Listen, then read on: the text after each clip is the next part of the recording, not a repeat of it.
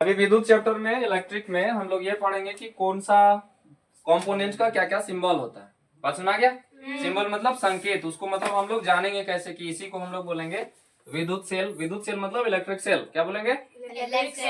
Electric cell हो गया। तो इसमें अगर एक प्लस माइनस का एक बैटरी ले रहे हैं, सॉरी एक अगर ले रहे हैं तो इसको हम लोग बोलेंगे सेल। क्या बोलेंगे? सेल। अगर इसके साथ में दो तीन और जोड़ दिए, दो या दो से अधिक जोड़ दिए तो उसको बैटरी बोलेंगे। ठीक है। उसके बाद है बंद कुंजी, जिसको बोलते हैं हम लोग क्लोज स्विच। क्या बोलते हैं? Close switch. तो क्लोज मतलब यहाँ पे एक पॉइंट डाल देंगे। बात सुना गया? ये ऐसे भी रहेगा, ये हो गया तुम्हारा क्लोज, इसको ऐसे जोड़ देंगे। समझ में आ गया? उसी तरीका से खुला कुंजी यानी कि ओपन स्विच। क्या बोलेंगे? Open switch. ये यहाँ पे जुड़ा हुआ नहीं रहेगा। बात सुन आया? उसके बाद है तार। तो यहाँ पे तार संधि है। क्या है? संधि। तार संधि यानी कि इधर से एक तार, इधर से एक तार आया, इधर से एक तार आया, दोनों तीनों को क्या किए? ज्वाइन कर दिए। उसके बाद है प्रतिरोधक यानी कि इसको अंग्रेजी में बोलते हैं रेसिस्टेंस। क्या बोलते हैं रे? रेसिस्टेंस। रेसिस्टेंस है। आप समझ में आ रहा है ना?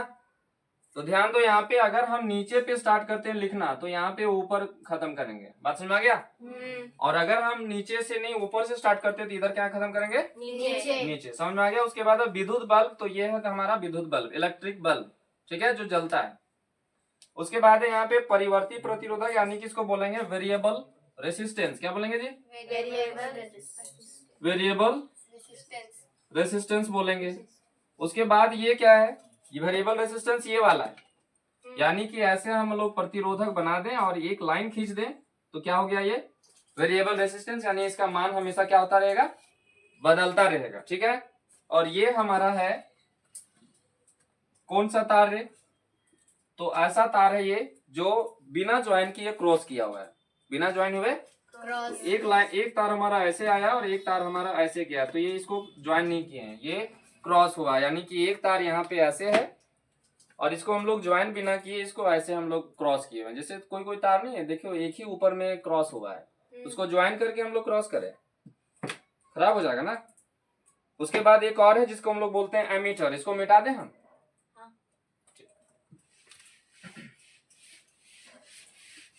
एमीटर का क्या है काम बताओ? बोलो रे। हम वो नहीं पूछ रहे हैं, ये तो हमारा हो गया एमीटर। यहाँ ए लिख देंगे, यहाँ प्लस माइनस कर देंगे, तो ये हो गया एमीटर। बात सही है ना? दोनों प्लस कर दिए। दोनों प्लस है सर। अच्छा, दोनों प्लस हो गया, ये हो गया। तो ये एमीटर है। एमीटर का काम क्या है बताओ? बोले एमीटर का क्या काम है रे? SI unit. एमीटर एक इंस्ट्रूमेंट है जो विद्युत धारा को मापता है। क्या करता है? विद्युत धारा को मापता है। ठीक है। उसके बाद इसी तरह से एक और नाम है जिसका नाम है वोल्ट मीटर। क्या नाम है रे? तो वोल्ट मीटर का क्या काम है बता दे? वोल्टेज नापना। ठीक है। अभी हम लोग समझेंगे कि वोल्ट किसको बोलेंगे, विभवांतर यानी किसको कहेंगे, या विभव किसको कहेंगे। ठीक है। उसके बाद हम लोग पढ़ेंगे कि ओम्स लॉ क्या होता है, यानी ओम का नियम क्या होता है। समझ में आ गया? तो इसको पहले याद कर लो कि ऐसे ही होता है। अगर हम बैटरी को जोड़ेंगे तो कैसे जोड़ेंगे बताओ? पहले छोटा फिर बड़ा, फिर छोटा फिर बड़ा, फिर छोटा फिर बड़ा, और ये दोनों को जैसे ज्वाइन कर देंगे। अगर एक रहेगा तो इसको हम लोग बोलेंगे सेल, और अगर एक से ज्यादा रहेगा तो इसको हम लोग बोलेंगे बैटरी। समझ में आ गया?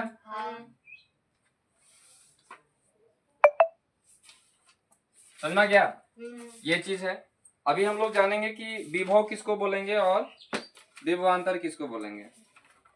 यहाँ पे 3 क्वेश्चन है बाबू, तो लोग बनाओ तो। फिर भी आर बराबर भी बटा आई कहाँ से आया ये भी हम बताएंगे। इसको हम लोग बोलेंगे ओम्स लॉ। लो पकड़ो।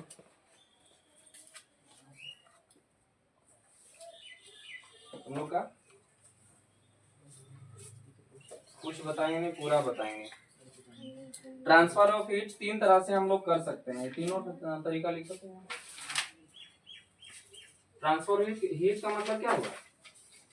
यानी कि हीट का एक जगह से दूसरे जगह कैसे ले जाए। ठीक है। ए लड़की हल्ला नहीं रहे। आगे तुम लोग समझो। पहला क्वेश्चन लिखोगे विद्युत विभव किसे कहते हैं। लिखो विद्युत विभव।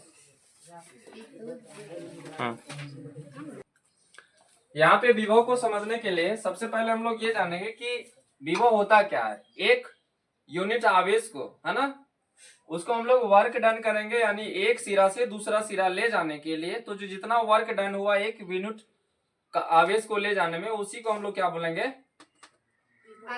विभव बोलेंगे। और दूसरा चीज है कि वी डिफाइन, अंग्रेजी में सुन लो सीबीएसई वाला, we define the electric potential.